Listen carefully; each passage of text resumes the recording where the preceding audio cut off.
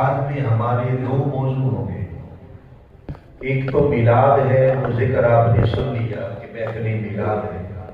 دوسرا یہ ربیع الثانی کا مہینہ ہے اور اس کی نسبت سیدی و مرشدی حضور غوث پاک سید عبد القادر جیلانی الگیلانی الحسنی والحسین رضی اللہ تعالیٰ ان کے ساتھ ہے۔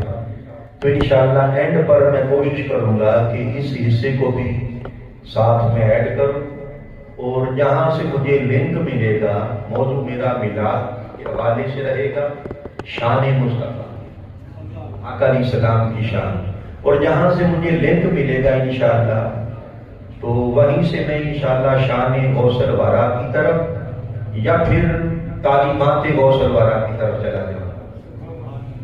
اب جو ہمارا موضوع ہے وہ سنیں کہ موضوع ہمارا ایسا ہے کہ ابھی آپ نے آقا علیہ السلام کے ثنا خوانان سے آقا علیہ السلام کی نعتیں سنی۔ اب اللہ رب العزت نے شان محمدی کا قصیدہ پڑھا، کس طرح؟ فرمایا وَالضُّحَىٰ وَاللَّيْلِ إِذَا سَجَىٰ، کہ پیارے حبیب قسم ہے روشن دن کی اور قسم ہے تاریک رات کی، جب وہ چھا جائے۔ ما ودعک ربک وما قلی، پیارے حبیب تیرے رب نے کبھی تجھے نہیں چھوڑا، وما قلی، اور نہ کبھی تجھ سے بیزار ہوا، نہ کبھی تجھ سے بیزار ہوا۔ تیرے رب کا تجھ سے جی بھرتا ہی نہیں ہے، وہ کبھی تجھ سے بیزار نہ ہوا۔ وَلَلْآخِرَةُ خَيْرٌ لَكَ مِنَ الْأُولَىٰ، محبوب تیرا رب تجھ سے کس طرح بیزار یا ناراض ہو سکتا ہے؟ تجھ کو تو ایسا بنایا ہے کہ ہر آنے والی گھڑی تیری گزری ہوئی گھڑی سے بہتر ہوتی چلی جائے۔ اب یہ جو محبت بھرا بیان ہے اس کا ایک پس منظر ہے، کیا پس منظر ہے؟ وہ یہ کہ جب وحی قیامت اور بعثت کا زمانہ قریب آتا گیا تو میرے آقا تنہائی پسند ہوتے چلے گئے، خلوتوں میں غاروں میں نکل جاتے، کسی بھی لمحے محبوب حقیقی کا پیغام آ سکتا۔ میرے آقا کا دل دنیا کی رونقوں سے اچاٹ ہو گیا، حضور کو خبر تھی کہ کسی بھی لمحے اب پیغام آنے والا۔ غاروں میں نکل جاتے، خلوتوں میں نکل جاتے، غاروں اور خلوتوں میں نکل جاتے، اور کیا ہوتا؟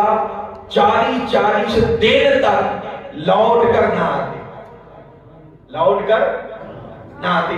اب المختصر یہ کہ پیغام جس کا انتظار تھا پیغام آ گیا۔ اب پیغام آیا، پھر ایک تانتا بن گیا پیغام رسانی کا، کبھی صبح پیغام، کبھی شام کو، کبھی دن کو پیغام، کبھی رات کو۔ اچانک ایک دن پیغام آنا رک گیا، پیغام آنا رک گیا۔ اب وہ لوگ جنہیں محبت ہو جاتی ہے اور محبوب کا میسج روز ملنا شروع ہو جاتا ہے تو میسج ایک دن آنا بند ہو جائے تو محب کے دل پر کیا؟ میرے آقا غم زدہ رہنے لگے۔ ایک دن، 2 دن، 3 دن، 4 دن، ایک حکمت کے تحت وہ جو پیغام رسانی کا سلسلہ رکا۔ حکمت میرے آقا بھی جانتے ہیں، مگر وہ جو لذت تھی پیغام یاد، وہ جو لذت تھی اس سے محروم ہو گئے اور دل غم سے بھر گیا، اور 40 دن تک اس لذت سے محروم رہے۔ اور اوپر سے کفار نے، مشرکین نے تانا دے مارا، انہوں نے تانا دیا کہ محمد کے رب نے محمد کو چھوڑ دیا، محمد کے رب نے محمد کو چھوڑ دیا۔ میرے آقا نے جب یہ تانا سنا تو دل غم سے اور بھر گیا۔ اللہ نے دیکھا کہ محبوب تو غم زدہ ہے، پیارے حبیب تو غم زدہ ہے۔ محبوب کے غم کو دور کرنے کے لیے، محبوب کے غم کو دور کرنے کے لیے یہ محبت بھرا پیغام بھیجا اور فرمایا کہ پیارے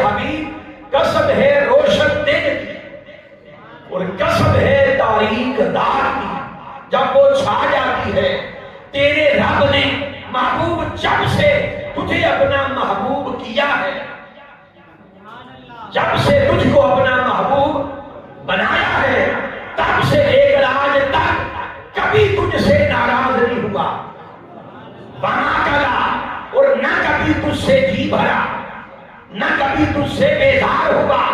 محبوب ان سے کہہ دو کہ 40 دن وہی روکی اور تم تانا دیتے ہو کہ میں نے چھوڑ دیا۔ یہ 40 دن ایک مقصود چھوٹے سے عرصے کی بات کرتے ہیں، میں قیامت کے تک کے ہر لمحے کی بات کرتا ہوں کہ وَلَلْآخِرَةُ خَيْرٌ لَكَ مِنَ الْأُولَىٰ۔ محبوب قیامت تک ہر آنے والا لمحہ، ہر آنے والی گھڑی ہماری شفقتیں محبتیں تیرے لیے بڑھتی کرتی ہیں۔ ہر لمحہ تو ہمارا محبوب سے محبوب تر ہوتا چلا جائے گا، ہر آنے والی گھڑی تو ہمارے قریب ہوگا، ہر آنے والا لمحہ تیرے گزرے ہوئے لمحے سے بہتر اور بہتر ہوتا چلا جائے گا، ہر گھڑی تو ہماری قربت میں آئے گا، ہر لمحہ تیری عظمت بڑھے گی، تیرا مقام بڑھے گا، تیری عزت بڑھے گی، تیرا ذکر بلند ہوگا، تجھ پر میرے صلوات اور برکتوں کا نزول ہوگا، ہر لمحہ تو بلند سے بلند تر ہوتا چلا جائے گا۔ محبوب ہر لمحہ ہماری شفقت اور محبت بڑھے گی، کم نہیں ہوگی۔ تو اس طرح دشمنوں کا منہ بند کر دیا، دشمنوں کا منہ بند کر دیا۔ اب یہاں پر ایک اور بات سمجھو کہ اللہ تعالیٰ نے جو محبت بڑا پیغام بھیجا اس کی ابتدا قسم اٹھا کر کی۔ کیا؟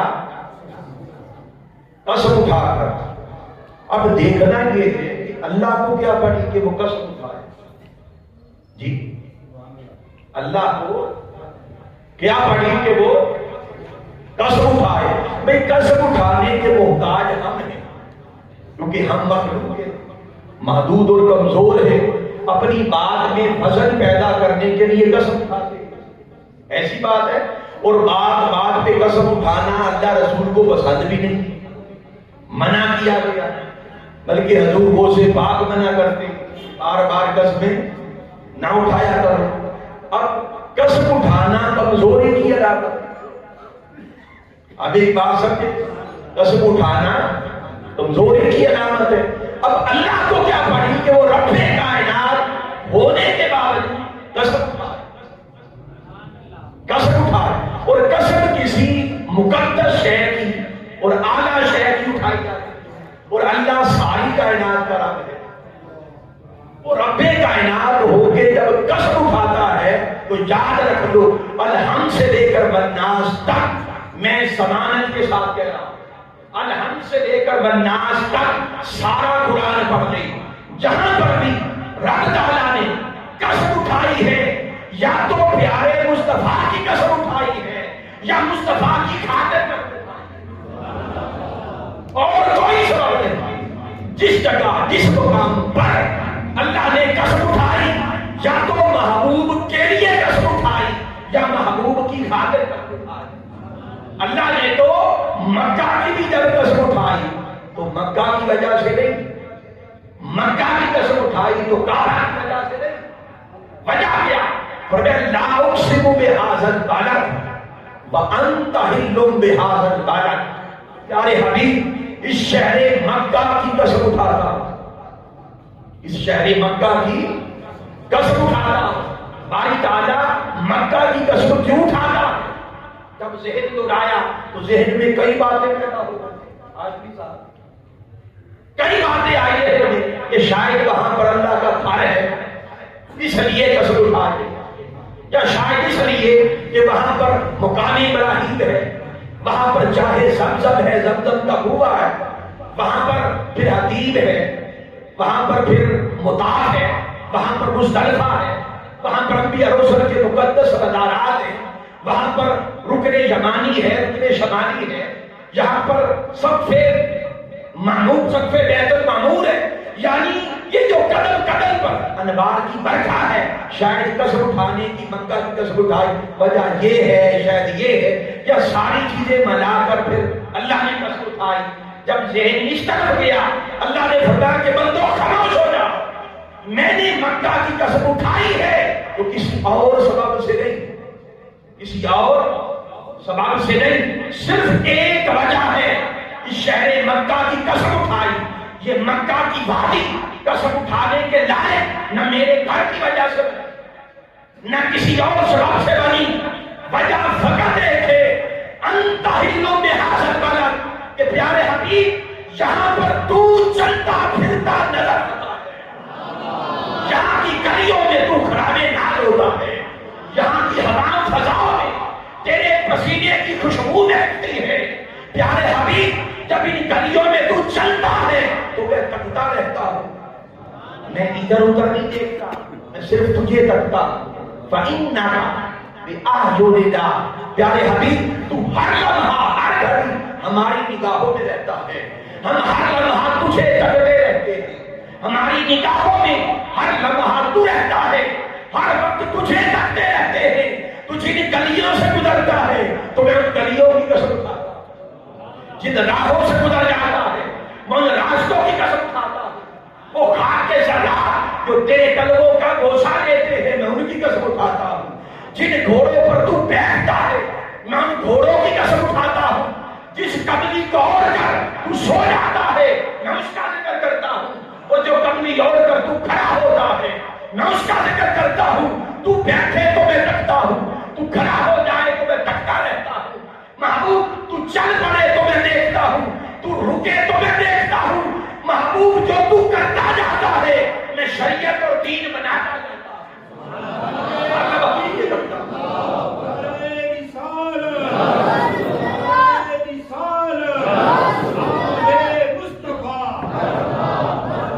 تو لوگوں اللہ ہر لمحہ اپنی محبوب کو تکتا رہتا ہے، اور جب بھی قسم اٹھاتا ہے موج میں آ کر، جب بھی موج میں آتا ہے قسم اٹھاتا ہے موج میں آ کر، اور جب بھی موج میں آتا ہے اور قسم اٹھاتا ہے تو وجہ حضور ہی ہوتے، وجہ میرے مصطفیٰ ہی ہوتے، وجہ کیا ہوتے، یا حضور کی قسم اٹھاتا ہے یا حضور کی خاطر قسم اٹھاتا ہے، کیوں؟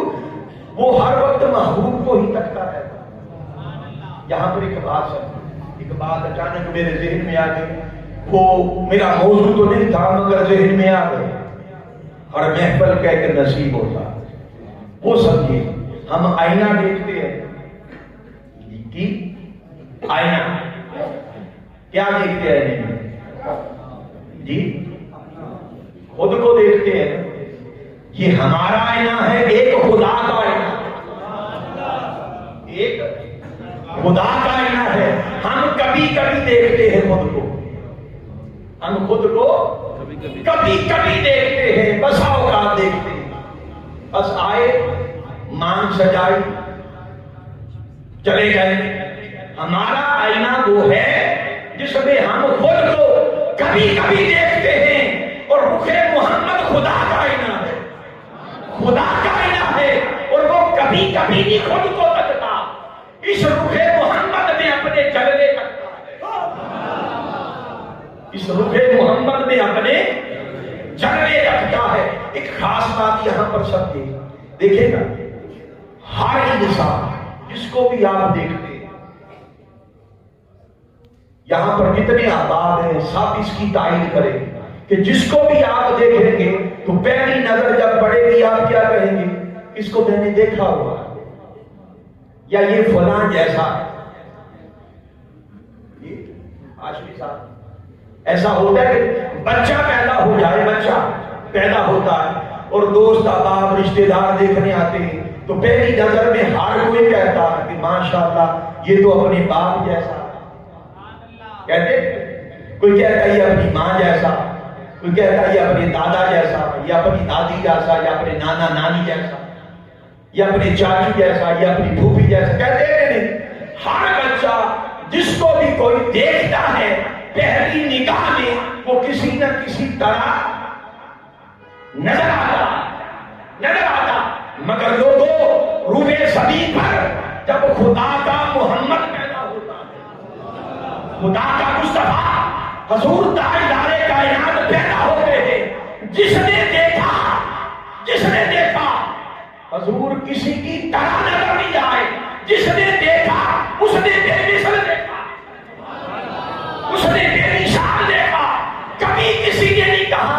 جیسے ہیں، جس نے دیکھا یہی کہا کہ بے مثل بے مثال ہے، حضور کو پیدا ایسے کیا کہ ایسی مثل کوئی نہ تھی اور اس کی مثال کوئی نہ تھی، اس لیے کہ رب پردے میں ہے، رب پردے میں ہے، اس کے جلوے پردے میں ہے۔ اللہ نے چاہا کہ میرے جلوے ظاہر ہو جائیں، میرے جلوے ظاہر ہو جائیں، تو اللہ نے اپنے جلووں کو ظاہر کرنے کے لیے محمد کو پیدا کیا، وجود محمد کو کی خلقت فرمائی اور اس آئینے کے اندر اپنے جلوے رکھے، اپنے جلوے رکھے۔ ہر کوئی آئینے کے سامنے خود کو دیکھتا ہے اور خدا ہر لمحہ رخ محمد میں اپنے جلوے دیکھتا ہے۔ دیکھیں نا ہمارا آئینہ کیسا، ہمارا آئینہ ایسا ہے کہ آئینے کی آئینہ مظہر ہوتا ہے۔ آئینہ کیا ہے؟ بولی مظہر، مظہر کس سے کہتے ہیں کہ جس میں یا جس سے کوئی اور دکھائی دے، کوئی اور دکھائی دے، اسے مظہر کہتے ہیں۔ تو آئینہ بھی مظہر ہوتا۔ اگر آئینہ آپ سورج کے سامنے کر دے تو اس میں سورج نظر آئے گا، چاند کے سامنے کر دے تو چاند چمکے گا، ایسی بات۔ جھیل کے سامنے کر دے تو جھیل ظاہر ہو جائے گا، پھول کے سامنے کر دے تو وہ چمک اٹھے گا۔ تو آئینے کے سامنے جو بھی آ جائے وہ اسی کو ظاہر کر دیتا ہے، مگر ہمارے آئینے میں اور آئینہ خدا میں ایک فرق ہے۔ وہ فرق یہ ہے کہ ہمارا آئینہ ایسا ہے کہ اس کا رخ بدلتا رہتا ہے، کبھی بینی اٹھایا تو یہ ظاہر ہو گئی، علامہ شرباری صاحب نے اٹھایا تو یہ ظاہر ہو گئی، ہاشمی صاحب نے اٹھایا تو یہ ظاہر ہو گئے، اور ہمارے بھائی علامہ سردار صاحب صدیقی صاحب نے اٹھایا تو یہ ظاہر ہو گئے۔ ہمارے آئینوں کا رخ لوگوں بدلتا رہتا ہے، مگر وجود محمد خدا کا وہ آئینہ ہے کہ اس کا رخ کبھی نہیں بدلتا۔ رخ خدا ہر لمحہ رخ محمد کی طرف رہتا ہے، اور رخ محمد ہر لمحہ ہر گھڑی رخ خدا کی طرف رہتا ہے، اور وجود محمد آئینہ ہونے کے ناطے حسن خدا کو اپنی اندر جذب کیے رکھتا ہے، جذب کیے رکھتا ہے، اور اس کا حسن و جمال ہر وقت اس آئینہ محمد میں چمکتا رہتا ہے۔ ارے اب کس نے خدا کو دیکھنا ہو وہ ادھر وہ ادھر تکے، تو جس نے حضور کو دیکھا اس آئینے میں خدا کو دیکھا، اس نے مصطفیٰ کو دیکھا، اس نے مصطفیٰ کی آئینے میں اس نے خدا کو دیکھا، جس نے صفات مصطفیٰ کو دیکھا اس نے صفات مصطفیٰ کے آئینے میں صفات خدا کو دیکھا، جس نے افعال مصطفیٰ کو دیکھا اس نے فعل مصطفیٰ کے آئینے میں فعل خدا کو دیکھا، اور جس نے حسن مصطفیٰ کو دیکھا اسے حسن مصطفیٰ کے آئینے میں خدا کے جلوے نظر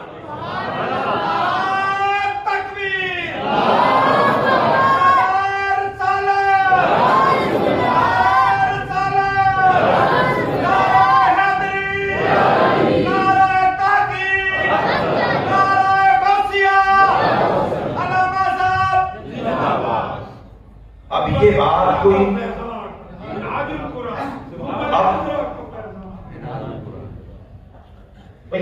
یہ دیکھ ایک بات سمجھے کہ یہ جو بات میں کر رہا ہوں، یہ جو بات میں کی ہے، یہ کوئی جذباتی بات نہیں، ہمارا خطاب روایتی نہیں ہوتا۔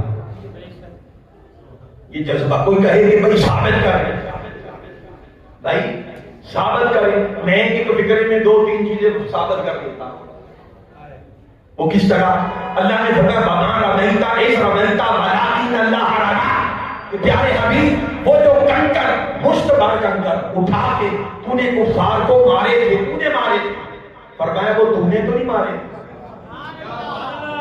کیا فرمایا؟ ساری دنیا نے دیکھا کہ حضور کے ہاتھ ہے، آقا نے مشت مٹھی بھری کنکر کی اور ماری کفار پر، ان کی صفحے پر رکھ دی، سب نے دیکھا حضور نے ماری، سب نے دیکھا۔ اب فتویٰ ہم پر لگاؤ گے؟ بیان قرآن کا، کلام اللہ کا. سب نے دیکھا کہ حضور نے ماری، اور اللہ بھی فرما رہا محبوب کو جو کنکر تو نے مارے، خود بھی کہتا ہے کہ جو تو نے مارے، ساتھ نفی کرتا ہے محبوب کو تو نے نہیں مارے. مولا پھر کس نے مارے؟ فرمایا ولکن اللہ رحمہ، وہ اللہ نے مارے. فعل مصطفیٰ فعل خدا. ان الذین یبایعونک انما یبایعون اللہ. یہ پیارے حبیب وہ لوگ جو تیرے ہاتھ پر بیعت کرتے ہیں. سب نے دیکھا بیعت ید مصطفیٰ پر ہو رہی ہے، حضور کے ہاتھ پر، اور خدا کہتا ہے محبوب یہ تیرے ہاتھ پر نہیں، اللہ کے ہاتھ پر ہے.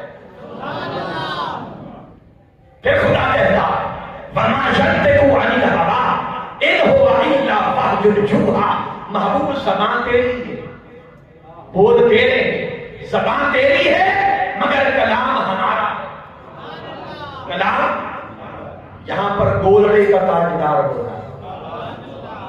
ایک وہ سرکار دا بوہا، ہے ایک وہ سرکار دا بوہا، حق دی جتھے ہر دم ہوہا.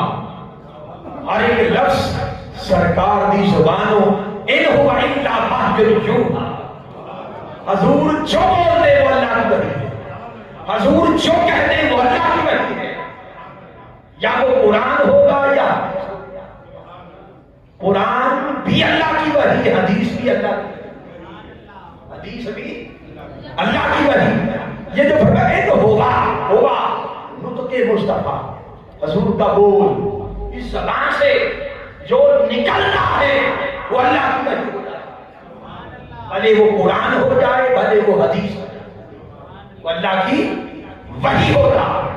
چنانچہ تو اللہ ہر لمحہ اپنے محبوب کو تکتا رہتا ہے. ماشاءاللہ اللہ کی تلوار سیف اللہ بھائی ماشاءاللہ آ گئے، خوش آمدید. ماشاءاللہ نہیں ویلکم تو ہم کریں گے، ہم پہلے سے کہتے ہیں ماشاءاللہ. چنانچہ اب اس بات کو سمجھیں کہ جہاں سے ہم ادھر نکل گئے کہ اللہ جب بھی قسم اٹھاتا ہے یا محبوب کی قسم اٹھاتا ہے یا محبوب کی خاطر، بولیے قسم.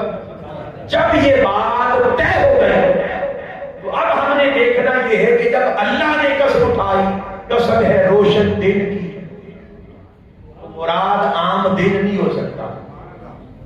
اور فرمایا قسم ہے تاریک رات کی، جب وہ چھا جائے اس سے مراد عام رات نہیں ہو سکتی.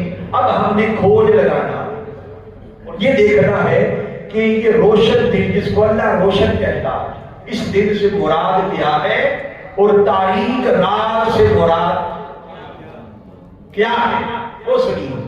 اس کی اس وقت 4-5 تفاسیر میرے ذہن میں ہے، مگر میں صرف ایک کی تفسیر لوں گا. میں ایک فکرے میں بیان چاروں کا دیتا ہوں جو میرے ذہن میں ہے. مفسرین نے بیان کیا کہ روشن دن سے مراد، روشن دن سے مراد اور تاریک رات سے مراد یہ ہے. بتوہا قسم ہے روشن دن کی، اس سے مراد یوم ولادت مصطفیٰ ہے. آقا کی ولادت کے دن کو اللہ روشن دن کہہ رہا ہے اور اس کی قسم اٹھاتا. اور واللیل اذا سجا، اور تاریک رات سے مراد ملاقات کی رات، شب معراج. ایڈوانس اللہ تعالیٰ اس کی طرف اشارہ کر رہا. شب معراج کی رات اللہ نے فرمایا کہ محبوب قسم ہے تیرے پیدائش کے دن کی، اور قسم ہے تجھ سے ملاقات کے لمحوں کی. ارے وہ رات جو محبوب تجھے اتنا چاہے کہ تیری پیدائش کے دن کی بھی قسم اٹھائے اور تیری ملاقات کی رات کی بھی قسم اٹھائے. جو خدا اتنا چاہے وہ تجھے چھوڑ کس طرح سکتا ہے؟ وہ تجھے چھوڑ کس طرح سکتا ہے؟ بھئی یہ جو مہمان ہیں جن کو بلایا جا رہا ہے آگے یہاں جا جی توجہ میری طرف ہے. اب ایک تو تفسیر یہ ہے اور دوسری تفسیر یہ ہے کہ روشن دن سے مراد، روشن دن سے مراد ایک تفسیر یہ ہے کہ روشن دل سے مراد آقا علیہ السلام کا نور علم ہے. آقا علیہ السلام کا نور علم ہے کہ جو ایسا علم ہے کہ ہر شے چٹے دل کی طرح حضور کے علم میں روشن ہے، روشن ہے. اور تاریک رات سے مراد، تاریک رات سے مراد آقا علیہ السلام کا افق و درگزر ہے. حضور کی چادر جو گناہ گاروں کو چھپا لے، جس طرح تاریک رات ہر ہے کو چھپا لے، اس طرح آقا کا کرم افق و درگزر حضور رحمت کی چادر میں گناہ گاروں کو لیتے ہیں اور ان کے گناہ چھپا لیتے ہیں. یہ بھی تفسیر ہے. اور ایک تفسیر اس کی ہے کہ روشن دل سے مراد روح مصطفیٰ ہے. روشن دل سے مراد روح مصطفیٰ ہے. اور تاریک رات سے مراد حضور کی سیاہ زلفیں ہیں. اللہ نے فرمایا کہ پیارے حبیب قسم ہے تیرے روشن مکھڑے اور قسم ہے تاریک رات کی طرح تیری سیاہ زلفوں. محبوب کو خدا جو تیرے حسن کی قسم اٹھائے، ماں بنتا کرم کو کبما کنا، وہ تجھ سے ناراض کس طرح ہو سکتا. یہ تین تفسیریں ہو گئی. اب جو تین تفسیر جو اینڈ پر آئے ابھی کا بیان کر اسی کی تفسیر بیان کر وہ یہ. اب چوتھی اس کی تفسیر یہ ہے کہ روشن دل سے مراد، اب توجہ کریں اس سے ہم آگے بڑھیں گے. روشن دل سے مراد آقا علیہ السلام کے کمالات ظاہریہ، وہ حضور کے کمالات جو روشن دل کی طرح خلق پر، مخلوق پر ظاہر ہو گئے. اور تاریک رات سے مراد آقا علیہ السلام کے وہ کمالات ہیں جو چھپے رہے اور ظاہر نہیں کیے. کمالات باطنیہ تو اللہ نے فرمایا وَالضُّحَىٰ وَاللَّيْلِ إِذَا سَجَىٰ کہ پیارے حبیب قسم ہے تیرے کمالات ظاہریہ کی اور قسم ہے تیرے کمالات باطنیہ کی. لوگوں میرے آقا کے وہ کمالات جو چٹے دل کی طرح عیاں ہو گئے، ان کمالات کا احاطہ مخلوق کے بس کی بات نہیں ہے. میرے آقا کے کمالات قدم قدم پر کمالات. حضور دیکھے تو کمال، حضور سنے تو کمال، حضور چلے تو کمال، حضور بولے تو کمال، حضور ہاتھ آگے بڑھائے تو کمال. جنت پہ پہنچ جائے، جنت پہ پہنچ جائے. تو میرے آقا کے کمالات ظاہری ان کا احاطہ ممکن نہیں ہے، ان کا احاطہ ممکن نہیں ہے. اب کمالات ظاہری سے کئی گنا زیادہ کمالات میرے مصطفیٰ کے وہ ہیں جو مخلوق پر ظاہر ہوئے. بس وہ کمالات مصطفیٰ مخلوق پر ظاہر کیے گئے جس کی حاجت مخلوق کو تھی، جس کی ضرورت مخلوق کو تھی، جن جن چیزوں کی محتاج مخلوق تھی، وہ کمالات مخلوق پر ظاہر کیے گئے. وہ کمالات جب ظاہر ہوئے تو سورج میں چمک آئی، وہ کمالات ظاہر ہوئے چاند میں چاندنی آئی، وہ کمالات ظاہر ہوئے تو دلوں میں تقویٰ کا نور آیا. یہ حسن، یہ جمال، یہ کمال، یہ رنگ، یہ چل طرف، یہ ساری خوبیاں زمین و آسمان کی اور پست و بالا کی ہر شے، ہر خوبی، ہر خیر، ہر بلائی یہ میرے آقا کے حسن کے جلوے ہیں.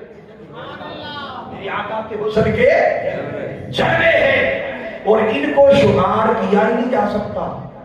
اور جن کو ظاہر کیا، جس کو ظاہر کیا، ان کا ذکر اللہ نے کیسے کیا؟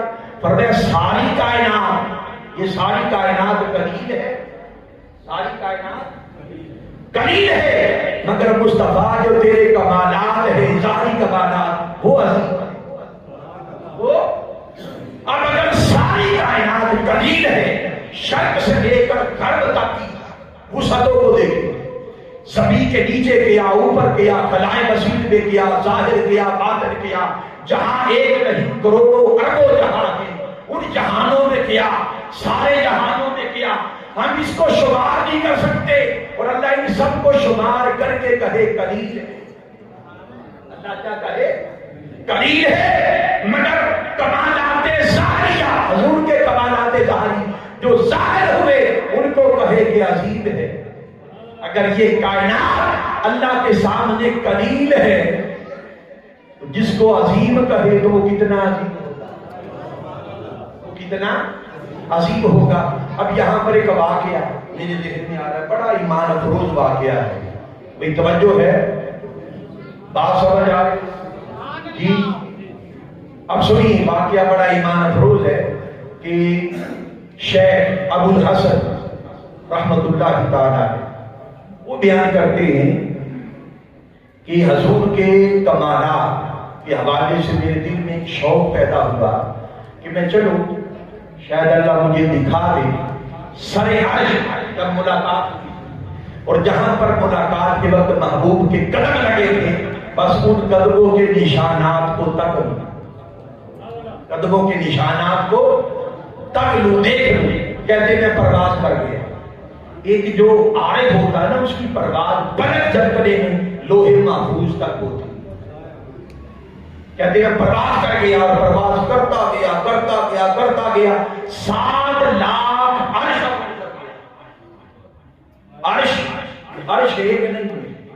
یہ بات شاید آپ کے لیے نہیں ہو، علماء جانتے ہیں، عوام الناس کے لیے شاید نہیں، کیونکہ بیان کبھی نہیں کی گئی۔ عرش ایک نہیں ہے، کروڑوں اربوں عرش ہے، اور جو سب سے بلند عرش ہے اسے عرش معلیٰ کہتے ہیں، اسے عرش معلیٰ کہتے ہیں۔ تو فرماتے ہیں کہ میں پرواز کرتا گیا یہاں تک کہ 7 لاکھ عرش عبور کر گیا اور تھک گیا اور اوپر دیکھا، کچھ نظر نہ آیا۔ آواز آئی کہ میرے بندے کدھر کا ارادہ ہے، کدھر جاتا، کدھر کا ارادہ ہے؟ عرض کیا مولا، ہاتھ جوڑ دیے مولا، بس دور سے کھڑے ہو کر بس ان نشانات کو دیکھنا چاہتا ہوں کہ ملاقات کے وقت جہاں پر تیرے محبوب کے قدم لگے تھے۔ آواز آئی ہے کہ لا وصول لنا، فرمان واپس لوٹ جا، پلٹ جا واپس۔ ارے تیری نظر تو اس مقام پر کیا، تیرا خیال بھی وہاں تک اگر میرے مصطفیٰ کے قدم اتنے بلند ہیں، میرے مصطفیٰ کا سر کتنا بلند ہوگا۔ جہاں پر اعلیٰ حضرت بولے، مجدد دین و ملت، عاشق صادق اعلیٰ حضرت بولے، فرمایا حیرت سے کہہ دو کہ سر کو جھکا آکر، حیرت کسے کہتے؟ آکر، حیرت سے کہہ دو کہ سر کو جھکا دے، وہ ماں سے گزرنے والے یا تو خود پڑے ہیں جہد کو جانے۔ جہد کہتے ہیں راستے، راستوں کو بھی خبر نہ تھی کیسے گئے، راستے بھی حیران تھے کہ کیسے گئے۔ فرمایا یا تو خود پڑے ہیں جہد کو لانے، کوئی کیا بتائے کدھر گئے تھے۔ فرمایا اسی کے جلوے، اسی سے ملنے، اسی سے اس کی طرف۔ کسی نے کہا کوئی حد ہے ان کے، کوئی حد ہے ان کے عروج کی، بالا حد اولابے کمالے، سرے عرش سے طلب ہوئی، سرے عرش سے طلب ہوئی، سوئے منتہا چلے نبی، کوئی حد ہے ان کے عروج کی، بالا حد اولابے کمالے۔ چنانچہ آگے بڑھتے ہیں کہ آقا علیہ الصلوۃ والسلام کے کمالات باطنیہ، کمالات باطنیہ کے حوالے سے روایات میں آتا ہے کہ جب میرے آقا عرش پر گئے ملاقات کے، اور زمین پر ایک لمحہ بھی نہیں گزرا تھا۔ کیا؟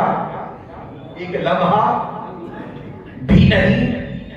جب واپس آئے تو کنڈا اسی طرح ہل رہا تھا جیسے چھوڑ کر گئے، پانی اسی طرح بہ رہا تھا وضو کا جس طرح چھوڑ کے گئے تھے، بستر اسی طرح گرم تھا جس طرح، تو ایک لمحہ بھی نہیں گزرا تھا۔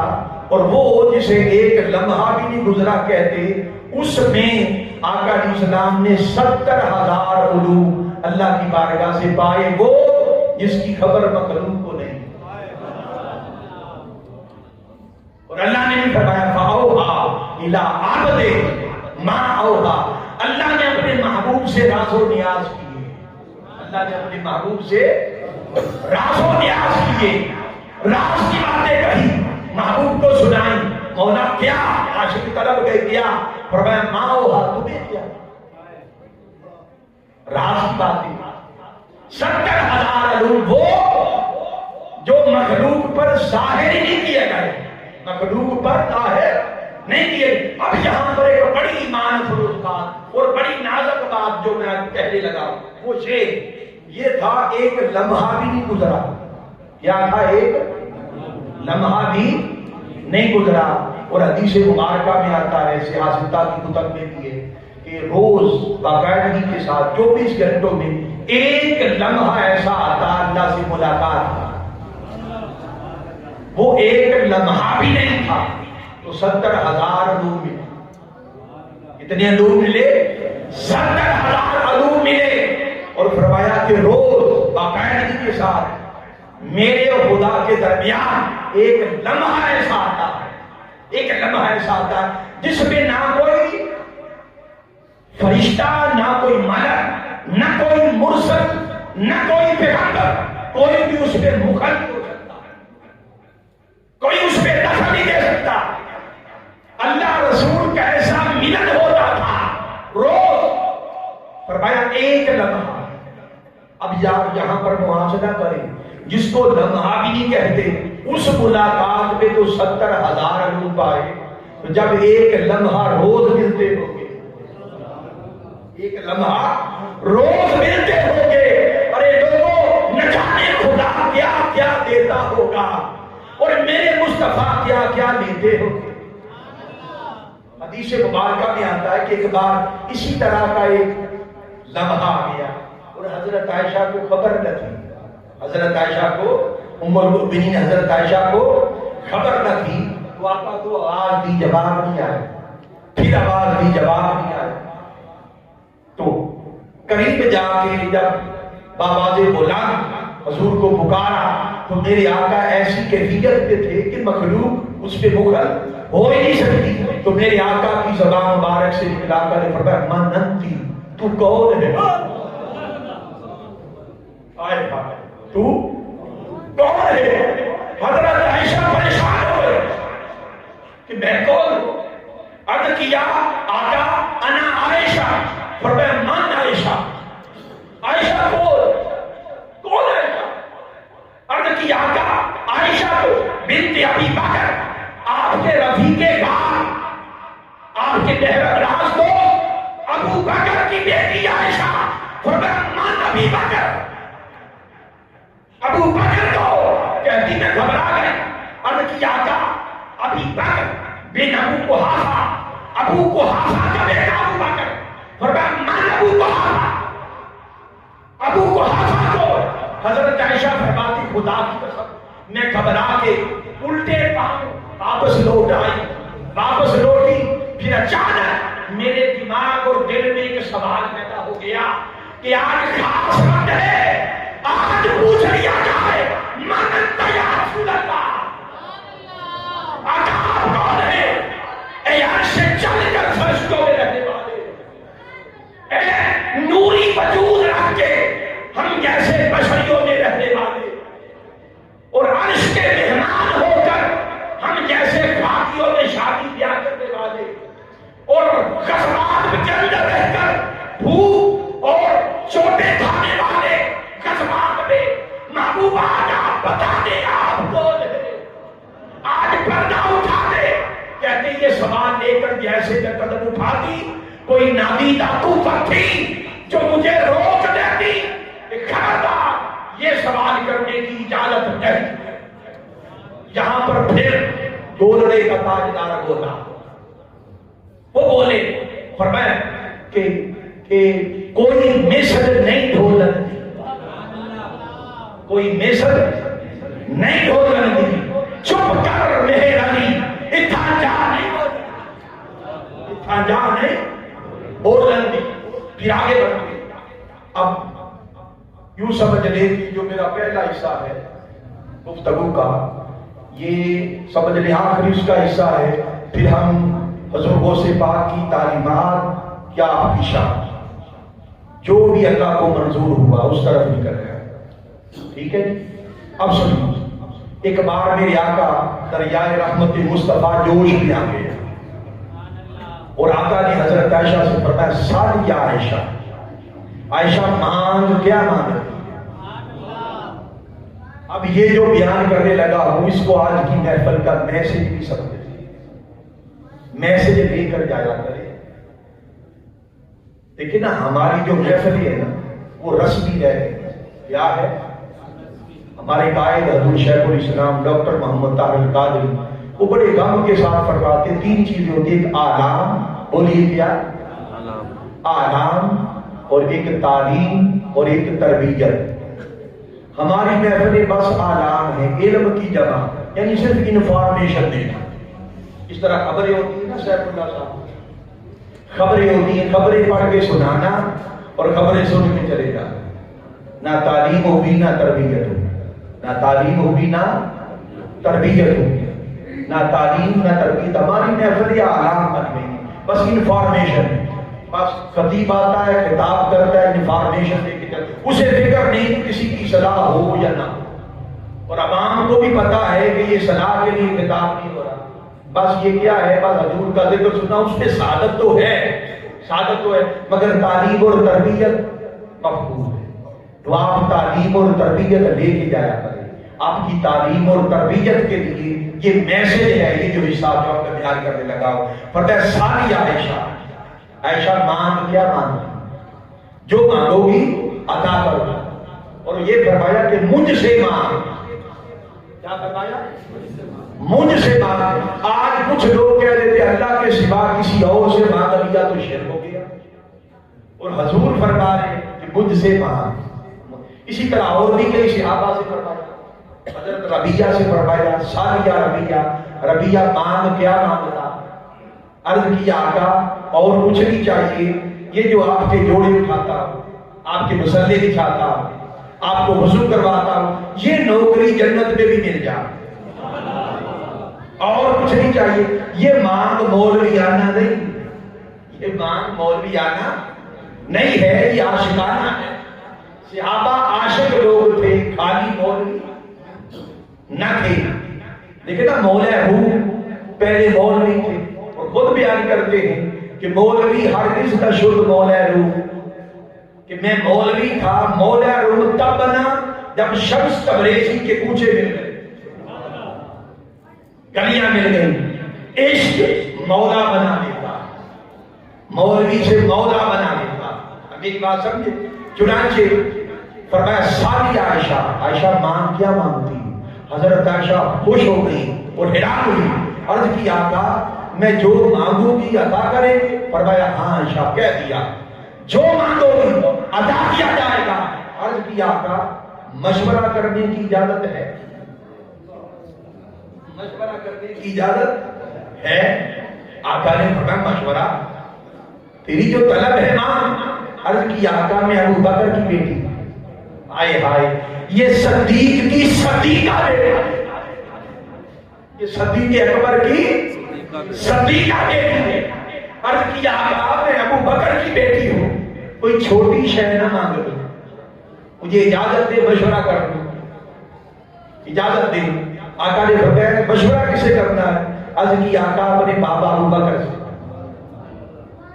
فرمایا اجازت ہے۔ وہ دوڑی دوڑی خوشی سے گئی، حضرت ابو بکر نے دیکھا کہ بیٹی بڑی خوش ہے، کیا وجہ؟ عرض کیا بابا آقا نے یہ فرمایا۔ فرمایا اچھا پھر کیا مانگا ہے؟ عرض کی آقا بابا ابھی تو کچھ نہیں مانگا، مشورہ کرنے کے لیے آئی۔ فرمایا اچھا جو میں کہوں گا وہ مانگو گی؟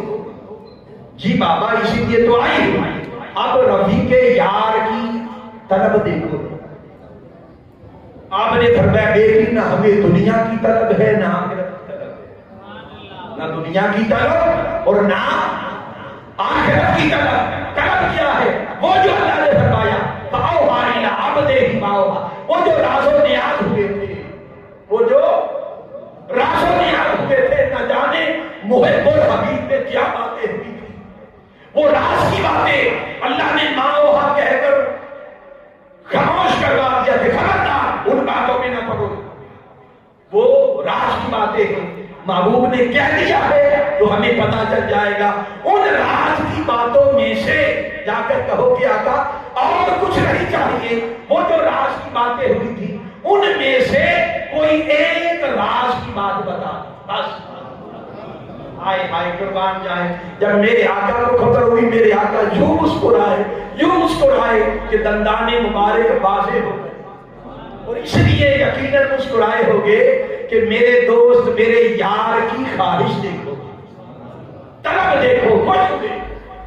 آقا نے فرمایا کہ عائشہ وہ باتیں تو راز کی ہیں اور اللہ نے بھی کہا ماؤہا, مگر ساتھ حکم بھی دیا وَأَمَّا السَّائِلَ فَلَا تَنْهَرْ کہ کوئی کچھ بھی مانگے تو خالی ہاتھ نہ جائے. سائے خالی ہاتھ اور وعدہ کر لیا ہے کہ جو مانگو گی عطا کروں گا.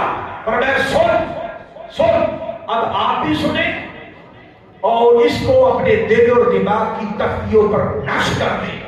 یہ آپ کے لیے میسج ہے. آقا علیہ السلام نے فرمایا کہ بہت سے راز و نیاز تھے مگر صرف ایک راز کی بات بتاتا ہوں کہ اللہ نے مجھ سے باتیں کی اور ان میں سے ایک راز یہ تھا کہ پیارے حبیب آپ کی امت کا کوئی فرد, کوئی آپ کا امتی اگر کسی بھی انسان کا ٹوٹا ہوا دل جوڑے گا وہ جنت میں جائے گا. وہ جنت میں جائے گا. جو کسی کا ٹوٹا ہوا دل جوڑ دے وہ جنت میں جائے گا. جب حضرت ابو بکر کو خبر ہوئی تو دھاڑے مار کے رو پڑے. آپ کی بیٹی حضرت عائشہ حیران رہ گئی. عرض کیا بابا بات خوشی کی ہے آپ رو رہے ہیں, خوشی کی بات اور آپ رو رہے ہیں. اور میں بیٹی تم نے اس بات کا صرف ایک رخ سامنے والا دیکھا, دوسرا رخ نہیں دیکھا. بابا جان لو کیا. اور میں آقا نے خبر دی کہ اللہ کا فرمان اور منشا یہ ہے کہ جو کسی کا ٹوٹا ہوا دل جوڑے گا وہ جنت میں جائے گا. اس کا واضح مطلب یہ ہوگا کہ جو کسی کا دل جوڑے وہ جنت میں جائے گا, تو جو کسی کا دل توڑے وہ دوزخ میں جائے گا. میں اس لیے روتا ہوں کہ مجھ سے کسی کا دل ٹوٹ تو نہیں گیا. لوگوں یاد رکھ لو, جو شخص کسی دوسرے انسان کا دل توڑتا ہے, انسان لفظ خاص طور پر کہہ رہا, صرف مسلمان نہیں, انسان جو کسی بھی انسان کا بلا وجہ دل توڑتا ہے تو دوسروں کا دل توڑنے والا کبھی جنت میں نہیں جائے گا. لوگوں جنت میں وہ جائے گا جو لوگوں کے ٹوٹے ہوئے دلوں کو جوڑتا ہے, جو اپنی باتوں سے, جو اپنے بہیو سے, جو اپنے معاملات سے دوسروں کے دل توڑے, لوگوں کے دل توڑے. 5 وقت کی بھلے نماز پڑھے, تہجد گزار ہو, ساری زندگی دین کے نام پر ختم کر دے, حاجی نمازی ہو, جو بندہ کسی کا دل توڑتا ہے, دل توڑنے والا کبھی جنت میں نہیں جائے گا, کبھی جنت میں نہیں جائے گا. یہاں ہوتا ہے یعنی اللہ کا دوست. اللہ کس کو دوست بناتا ہے؟ وہ فرمایا اللہ کا دوست وہ ہوتا ہے, اللہ کا دوست فرمایا وہ ہوتا ہے جو سورج کی طرح, اس کی طرح, سورج کی طرح. سورج جب چمکتا ہے تو پھولدار زمین پر بھی چمکتا ہے, بدبودار پر بھی چمکتا ہے, اچھی زمین پر بھی اور بری زمین پر بھی چمکتا ہے. سورج نہیں دیکھتا کہ اس کو روشنی دوں اور اس کو روشنی نہ دوں. بس اللہ کا ولی وہ ہوتا ہے جو سورج کی طرح ہر کسی کو نوازتا ہے. پھر سوال ہوا کہ ولی کسے کہتے ہیں دوسرے موقع پر, تو فرمایا ولی وہ ہوتا ہے جو بہتے پانی کی طرح, جو بہتے پانی کی طرح ہو کہ پانی بہتا جاتا ہے, جو آئے تو پی لے, انسان آئے تو پی لے, دیوان آئے تو پی لے, کتا آئے تو پی لے. پانی کسی کو منع نہیں کرتا کہ تو مجھے پی اور تو مجھے نہ پی. وہ ہر کسی کے لیے یکساں بہتا چلا جاتا ہے اور جو اس کے قریب آ جائے اسے سیراب کر دیتا ہے. پر اللہ کا دوست وہ ہوتا ہے, اللہ اسی کو اپنا دوست کرتا ہے جو مخلوق کے لیے بہتا چشمہ اور پانی بن جاتا ہے, کہ جو آئے اپنا ہو چاہے نہ ہو,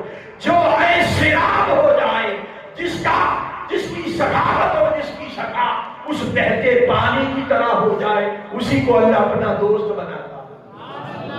پھر اسی طرح فرمایا کہ اللہ کا دوست وہ ہوتا ہے جو مثل الارض، جو زمین کی طرح ہو۔ زمین پر ہر کوئی چلتا ہے، زمین ہر کسی کو راستہ دیتی ہے، انسان ہو حیوان ہو، زمین کسی کو منع نہیں کرتی کہ تو مجھ پر چل اور تو مجھ پر نہ چل، ہر کسی کو راستہ دیتی ہے۔ فرمایا بنی بھی وہ ہوتا ہے جس کی تواضع اور انکساری ہر ایک کے لیے ایسی ہو جائے، ایسی ہو جائے۔ اور پھر آپ سے پوچھا گیا سچا صوفی کون ہوتا ہے؟ سچا صوفی، یہ جو لفظ بولے سچا صوفی، اس کا مطلب یہ ڈھونگ بھی ہے، تصوف کے نام پر ڈھونگ بھی ہے۔ تو پوچھا گیا سچا صوفی کون ہے؟ فرمایا صوفی الصادق فی تصوفہ، فرمایا اپنی تصوف میں سچا صوفی وہ ہوتا ہے۔ اس کو ذرا توجہ سے سمجھیے، اس کو ذرا توجہ سمجھیے۔ اس سے قبل ایک بات سمجھ لیں تاکہ یہ بات آپ کی سمجھ میں آئے۔ یہ جو دنیا ہوتی ہے نا، دنیا دنیا دنیا دنیا کے اندر میری خلاصت کا نام، دنیا کا حسد، دنیا کا بغض، دنیا کی عداوت، دنیا کی محبت، یہ سب کچھ پلیدی ہے۔ اگر من کے اندر ہو تو اس کا نور نہیں آتا، من کے اندر ہو تو اس کا نور نہیں آتا۔ اس کو دل سے نکالو۔ کس طرح؟ فرمایا سچا صوفی اور سچا اللہ کا ولی اور دوست وہ ہوتا ہے کہ جو دل سے ہر غیر کی صفائی کرے، جو دل سے، کیا فرمایا؟ دل سے ہر غیر، غیر کسے کہتے ہیں؟ غیر وہ ہوتا ہے جو اللہ سے دور لے جائے، غیر وہ ہوتا ہے جو اللہ کی یاد بھلا دے، غیر وہ ہوتا ہے جو اللہ کی سے دور لے جاتا ہے، اور جو اللہ کے قریب کر دے وہ غیر نہیں ہے۔ جو اللہ کے قریب کر دے، جس کو دیکھ کر مولا یاد آ جائے، اسے غیر نہیں کہتے۔ اعتقادی تعریف تو ہے نا کہ اللہ کے سوا ہر شے غیر ہے، یہ اعتقادی اور کلامی تعریف ہے، مگر اصلاً اس کی تعریف یہ ہے کہ غیر وہ ہے جو مولا سے دور لے جائے۔ ہر وہ شے، توجہ کرے، ہر وہ شے، چاہے کوئی عمل ہو، چاہے کوئی فعل ہو، چاہے کوئی قلب کا حال ہو، چاہے کوئی انسان ہو، ہر وہ شے جو مولا سے دور کرے غیر ہے، جو مولا کے قریب کرے وہ غیر، وہ غیر نہیں ہے۔ ہر غیر کو دل سے نکالو، ہر غیر کو دل سے نکالو۔ کسی سائل نے اٹھ کر پھر سوال کر دیا حضور غوث پاک سے کہ حضور یہ بتائیں کہ دنیا ادھر ہے، ادھر اللہ کی محبت ہے، ادھر دنیا اور ادھر اللہ کی محبت۔ اللہ کہتا ہے مجھ سے محبت کرو۔ دنیا میں ماں باپ بھی ہے، بہن بھائی بھی ہے، عزیز و اقارب بھی ہے، بیوی بچے بھی ہے، بزنس بھی ہے، دوست احباب بھی ہے، دنیا کے رشتے ناطے کنبہ برادری سارا کچھ ہے، اور اللہ کہتا ہے مجھ سے محبت کرو۔ ادھر دنیا ہے، دنیا سے بھی تعلق ہے، دنیا کا کیا کرے؟ دنیا کیا ہے؟ فرمایا بس ایک کام کرو، اور وہ کام آپ نے کرنا ہے۔ جی کریں گے؟ جی ارادہ کر لیں۔ حضور غوث پاک کی تعلیمات کا ایک حصہ آپ نے فرمایا بس بندہ ایک کام کر لے، کیا؟ دنیا کو چھوڑے نہیں، دنیا کو چھوڑے نہیں تو کیا کرے؟ فرمایا دل سے دنیا کو نکال کر ہاتھ میں پکڑ لے، دل سے نکالے اور ہاتھ میں پکڑ لے، اور ضرورت کے مطابق دنیا کو استعمال کر، ضرورت کے مطابق دنیا۔ کسی کو اولیاء نے کہا کہ ہاتھ کار لال تے دل یار بن، ہاتھ کار لال تے دل یار بن۔ فرمایا دنیا کو دل سے نکالو اور ہاتھ میں لے لو، اور ضرورت کے مطابق استعمال کرو، ضرورت کے مطابق استعمال کرو، اور دل کو خالی کرو۔